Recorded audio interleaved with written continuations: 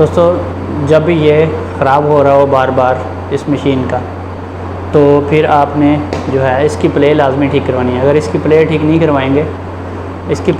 करवाएंगे तो क्योंकि इसने इसके अंदर चलना होता है, तो ये इसके अंदर जो प्ले पड़ती है तो इसको बार बार ये रगड़ देता है।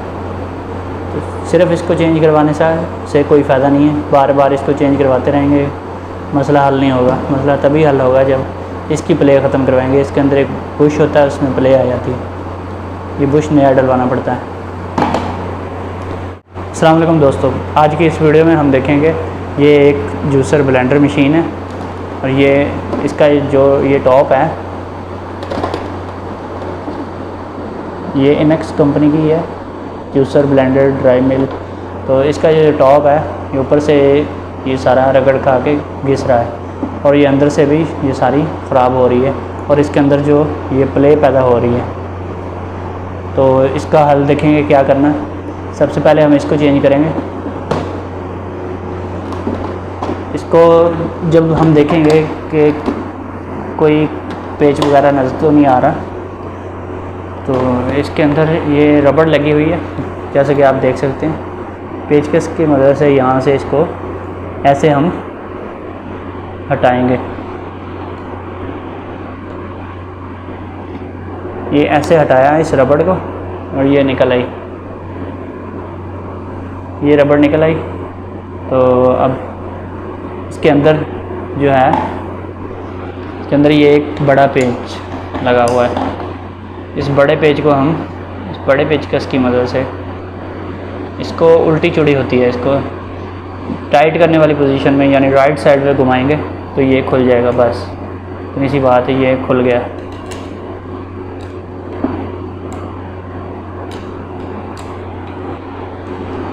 इससे ज़्यादा ज़ोर नहीं लगता, ये बहुत ही आराम से खुल जाता है।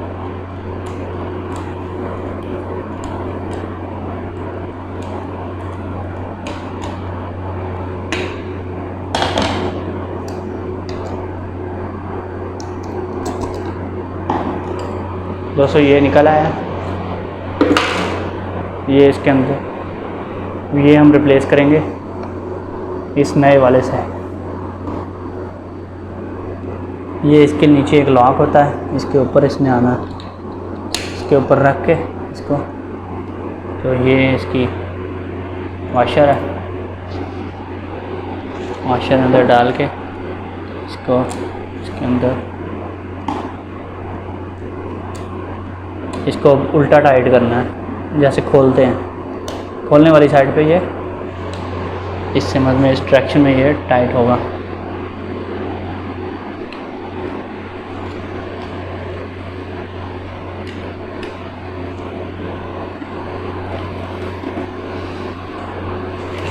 जी ये रिप्लेस हो चुका है, ये ख़राब था, इसकी जगह पे हमने ये नया लगाया, बस काम है। अब इसकी जो प्ले है इसको हम देखेंगे कैसे रिमूव करना है। अरे दोस्तों, जूसर मशीन की इस कटोरी को घर में खोलना तकरीबन इम्पॉसिबल था, इसलिए मैं इसको एक आर्मेचर रिपेयरिंग शॉप के ऊपर ले आया हूँ।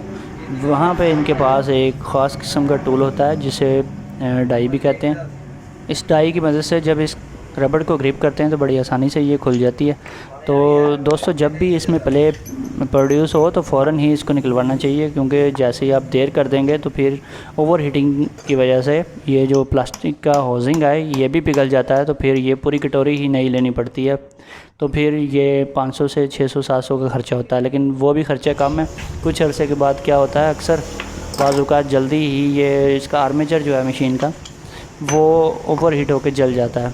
बहुत नाजुक होता है, बहुत जल्दी ये जलता है। जब ये आर्मेचर जलता है मशीन का तो फिर वो 2 से 3 हज़ार रुपये के दरमियान में आपको लेना पड़ता है, तो फिर 2500 या 3000 रुपये का ख़र्चा होता है।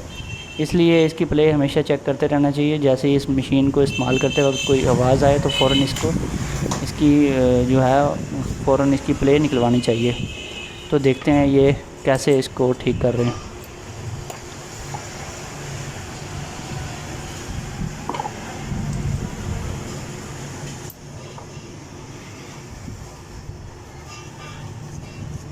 पुराना कौन सा था? ये वाला पुराना। अच्छा